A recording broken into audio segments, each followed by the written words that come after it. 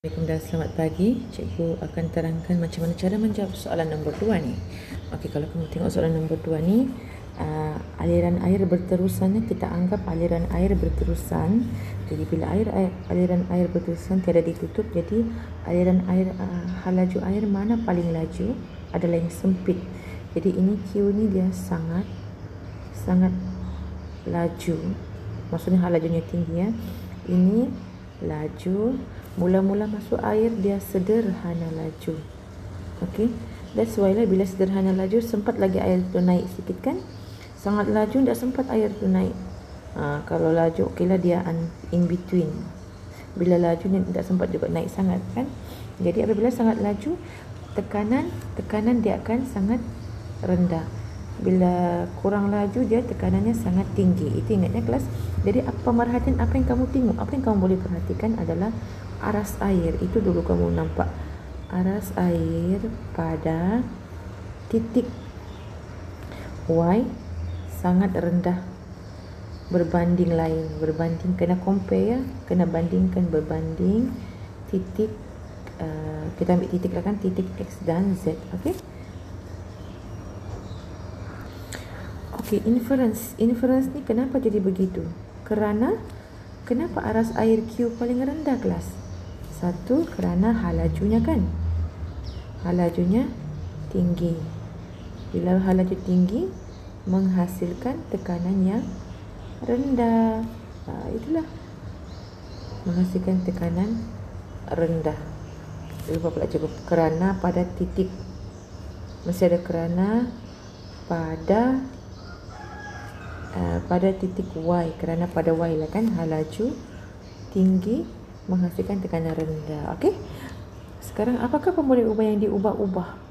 Apa yang diubah-ubah? Apa yang bergerak balas? Okey, kata Cikgu Remy, pemboleh ubah dimanipulasi datang dulu baru bergerak balas. So apa yang kita ubah-ubah? Ruang ni kan. Ruang besar, ruang sempit. Tapi ruang tidak boleh diterima dalam exam. Apa yang kita tahu, ruang sempit lajunya jadi apa? Jadi kita sebut laju lah kelas. Jadi pemboleh ubah yang dimanipulasi sini adalah pemboleh ubah yang dimanipulasi sini adalah laju. Laju apa kelas? Laju air, bukan udara ya. Laju air. Apa yang bergerak balas? Apa yang kita tengok? Tekanan ataupun tekanan air. Mesti sebutnya tekanan air ataupun apa? Aras air. Okey. Okey, kita pergi kepada definisi operasi yang cikgu beritahu kamu dulu-dulu adalah apa yang kamu buat, do dan observe. Apa yang kamu perhatikan. Okey, jadi tapi masih ada ayat lah. Prinsip Bernoulli ialah, okey, prinsip Bernoulli ialah, mesti ada definisi tu kan. Ambil ayat depannya dulu. Ialah apa kelas? Suatu apa? Suatu keadaan. Di mana? Mesti ada ayat ni lah. Apalah ayat ni? Apa yang kamu tengok di mana? Aras air. Apa yang jadi? Aras air menjadi rendah. Apa yang kita buat? Apabila maksudnya ayat apa yang kita buat apabila tekanannya rendah. Kan? Aras air menjadi rendah apabila tekanannya rendah ataupun lajunya tinggi. Tapi kita ambil tekanan lah ya kelas. So aras air menjadi rendah ni apa yang kau tengok?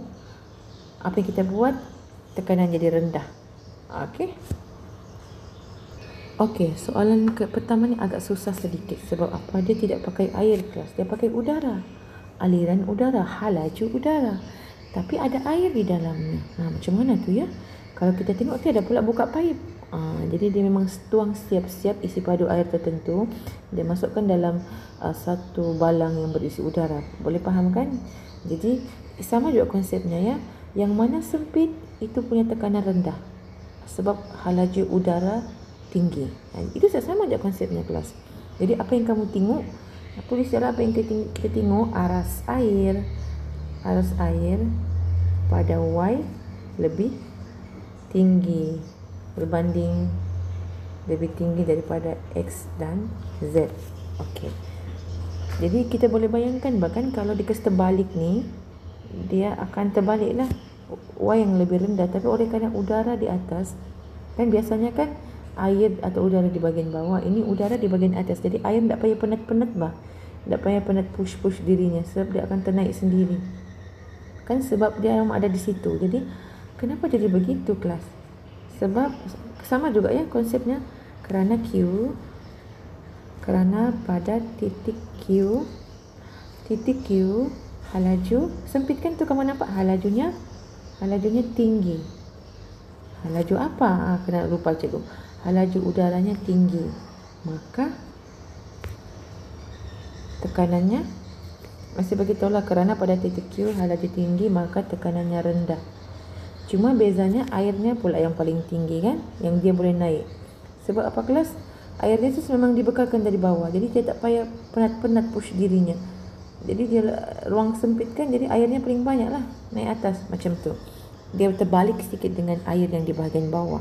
Kalau air daripada bawah dia penat, dia kena push naik atas air tu, jadi itu arasnya rendah untuk tekanan rendah. Tapi terbalik untuk udara di atas, tekanan rendah, aras air pula tinggi. Okey, apakah faktor yang kita tetapkan dalam eksperimen ni adalah isi padu air.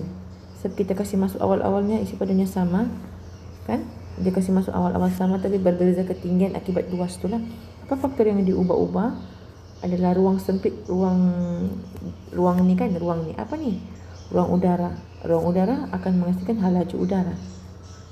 Jadi jangan sebut ruangnya, dalam exam kita masih sebut halaju. Ruang sempit halajunya tinggi, ruang besar halajunya rendah. Jadi terbalik dengan tekanan lah ya. Okey, kita tengok ni.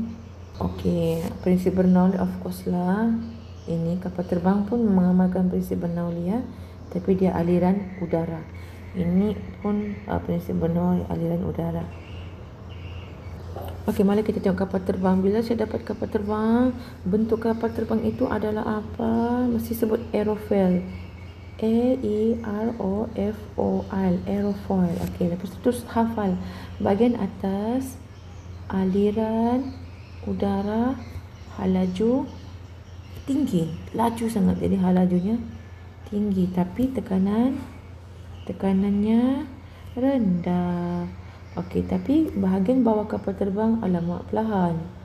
Halaju ataupun aliran udara, halaju udara rendah.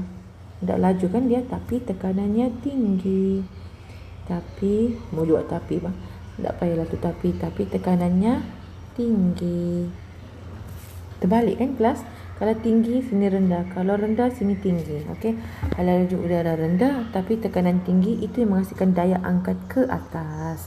Okey, apakah prinsip yang mempengaruhi halaju udara? Ni prinsip, jadi dia tanya prinsip dari prinsip Bernoulli lah. Prinsip Bernoulli bentuk aerofoil. Ingat tu prinsip Bernoulli bentuk aerofoil. Okey, terangkan bagaimanakah daya angkat dapat bertindak pada sayap kapal terbang. Ulang baliklah. Daya angkat ni maksudnya daripada bawah ya kelas. Jadi kita ambil yang ni lah. Apabila kerana bagaimana kan, sebab bahagian bawah kapal terbang mempunyai menghasilkan halaju, ulang baliklah, halaju udara yang rendah tapi tekanannya tinggi, hingga menghasilkan daya angkat, hingga hasilkan daya angkat ke atas. Sebutlah daya angkat ke atas ya.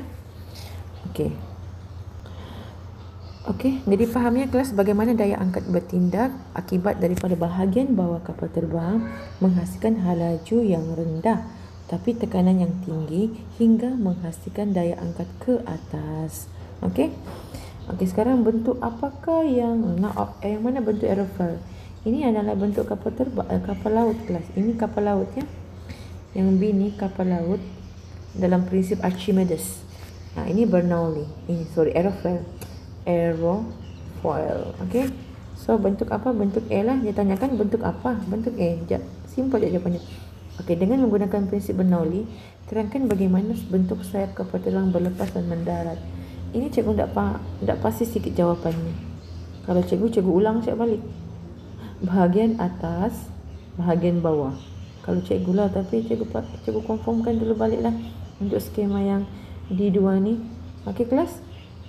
Tapi kalau cikgu itu lah bang, berulang-ulang yang di atas dengan di bawah ni. Ditanyakan bagaimana bentuk sayap kapal terbang, jadi bentuknya aerofoil, di mana bahagian atas aliran udara halaju tinggi menghasilkan tekanan rendah. Maksudnya kena lengkap lah, bahagian bawah kapal terbang halaju udara rendah tapi tekanan tinggi. Cikgu rasa lah itu jawapannya, mana ada benda lain kan. Tapi nanti cikgu pastikan betul-betul lah.